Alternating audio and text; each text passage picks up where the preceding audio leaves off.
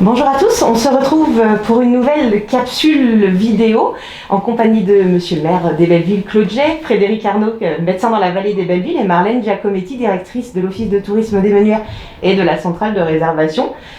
Ça fait quelque temps qu'on ne s'est pas vu. Où en est-on, Monsieur le maire? Alors bien, les dernières annonces de notre Premier ministre nous ont pas laissé penser qu'on ouvrirait les remontées mécaniques dans quelques jours. Donc je crains que cette fois, la messe soit dite et qu'on n'ouvre pas du tout ces remontées mécaniques de la saison. Donc il nous faut donc envisager de vivre avec ça et entamer d'autres combats.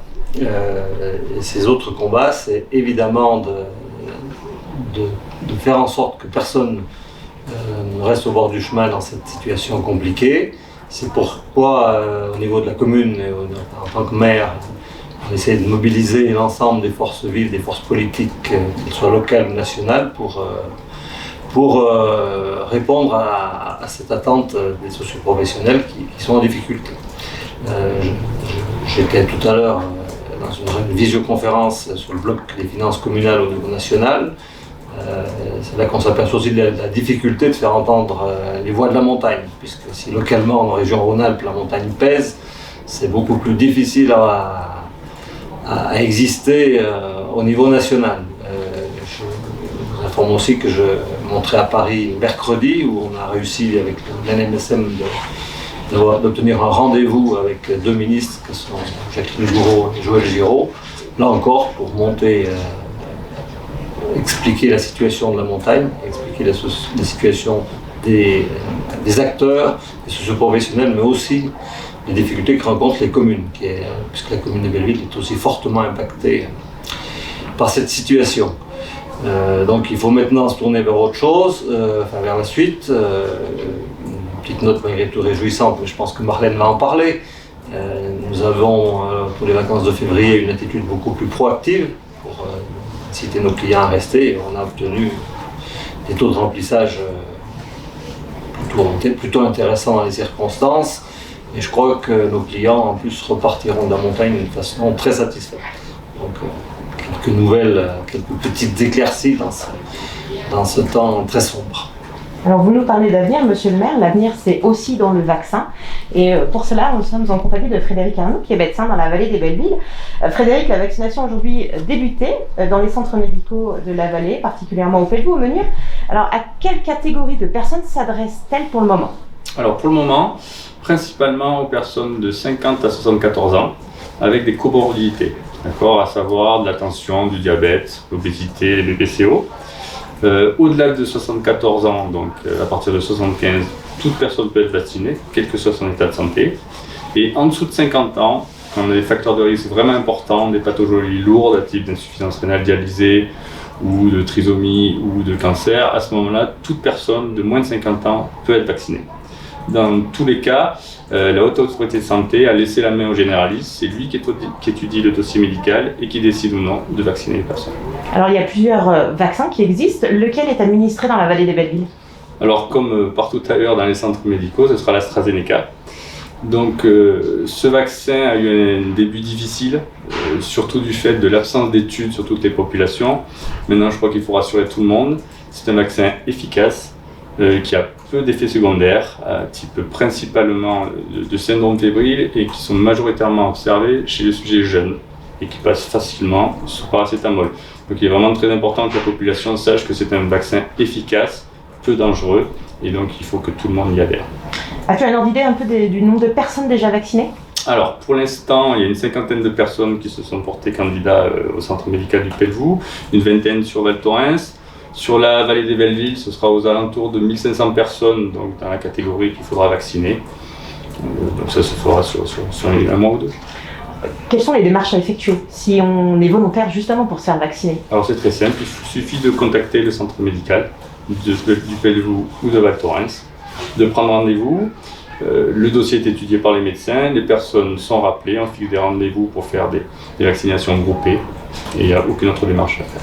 Oui, puisqu'à partir du moment où le vaccin est ouvert, il faut passer les doses sous 48 heures, c'est ça? Voilà, à partir du moment où on ouvre, en sachant que si on le met au frigo, on a 48 heures, si on le laisse à température ambiante, on a 6 heures, Donc il paraît plus logique de faire des salles de 10 personnes et de passer les vaccins eux-mêmes. Donc si on rentre dans le cadre, on n'hésite surtout pas à prendre contact avec son médecin. Voilà, tout à fait. On parlait, merci Fred, on parlait il y a quelques instants des vacances scolaires en compagnie de Monsieur le maire, Marlène. Elles se terminent ce week-end, les vacances scolaires. Comment ça s'est passé du côté des meunières? Alors, on va prendre le point de vue, des vacanciers. Donc, les 4 semaines de vacances scolaires se terminent bien. Si on parle de taux d'occupation, pas tout à fait simple à fixer de manière très précise, mais on doit être aux alentours de 35% de taux d'occupation moyen au Ménuire et entre 15 et 20% à Val Thorens, avec une forte présence des propriétaires notamment, et puis de nouveaux clients qui sont venus. Ce qui est marquant, c'est vraiment, moi ce que je veux souligner, c'est la mobilisation de tous les acteurs du territoire. Moi j'ai jamais vu, je crois, autant d'offres, d'expériences et d'activités sur le territoire. Plus que jamais, notre force, ça a été notre vallée. On a incité tous ensemble nos vacanciers à aller à Saint-Martin, à aller au Ménuire, à aller à Val Thorens. Il y a une patinoire à Val Thorens qui n'existe pas ailleurs, il y a des activités patrimoine à Saint-Martin qui n'existent pas ailleurs. Donc plus que jamais, nos vacanciers, on leur a vraiment fait vivre l'ensemble des expériences de la vallée. Alors les activités ont été plébiscitées, le poney luge, le canirando, la patinoire, le chien de traîneau, des activités d'apprentissage du ski, des balades en dameuse, voilà.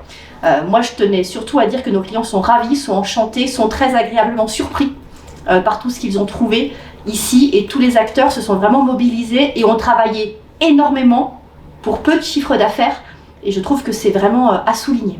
Donc le bilan est positif. Le bilan en termes de satisfaction client est très positif. On parlait d'avenir, hein, c'est vraiment l'avenir, le mot d'ordre aujourd'hui. Quelles sont les perspectives pour la fin de saison et pour la suite? Alors, comme vient de le dire Monsieur le maire, bon, il est clair que les remontées mécaniques n'ouvriront pas, ou alors ce serait vraiment très surprenant. On a très peu de visibilité parce que les chiffres que nous avons intègrent encore pas mal de clients qui n'ont pas été remboursés ou qui n'ont pas encore annulé, et de tour opérateurs qui n'ont pas encore annulé totalement. Donc les chiffres sont actuellement surestimés. À partir du 20 mars, je pense que la fréquentation va chuter très fortement dans nos trois stations sur notre territoire. Et je pense qu'à partir du 20 mars, on va probablement être aux alentours de 15% de taux d'occupation. Je pense que voilà, la saison va petit à petit baisser en rythme. Les acteurs du territoire vont s'adapter parce que, comme je l'ai sous-entendu, les moyens financiers ne sont pas là. Donc il va falloir effectivement réduire quand même un petit peu l'offre d'expérience en maintenant une présence, des propositions, mais en l'adaptant quand même à la fréquentation. Ça me semble juste nécessaire et obligatoire. Jusqu'au 13 mars, je pense qu'on aura un petit peu de fréquentation plutôt intéressante. En tout cas, on a encore pas mal d'appels dans ce sens-là. Merci beaucoup Marlène. Pour terminer, on revient vers vous, Monsieur le maire. L'avenir, c'était le mot d'ordre. Comment va se prépare l'été? L'avenir, d'abord, on espère que cette pandémie, cette crise inédite que nous avons vécue va maintenant se terminer. Vous avez entendu le docteur Arnaud. Il faut faire confiance au vaccin. Il y a encore quelques semaines compliquées sans doute à tenir, à garder des gestes barrières encore, quelques semaines, peut-être encore quelques mois. Mais ayons confiance en ce vaccin, c'est notre solution. Voilà déjà concernant cette situation sanitaire. Ensuite, nous élus, nous devons, et l'ensemble des forces vives d'ailleurs du territoire, devront tirer les leçons de cette période que nous devons vivre et en faire une opportunité quelque part. Et le premier pavé de cette reconstruction quelque part, nous l'avons déjà lancé. Alors non pas que nous ne faisions rien jusqu'à présent, hein.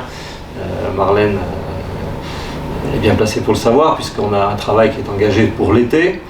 Là nous avons décidé d'accélérer et de mettre en œuvre des choses dès l'été qui arrive. Et de se donner des objectifs relativement ambitieux qu'on va quantifier, qu'on va structurer pour justement aller vers une diversification de cette offre économique et faire en sorte que cette fragilité devienne une force. Merci à tous pour votre présence et à bientôt pour une nouvelle capsule vidéo. Merci beaucoup.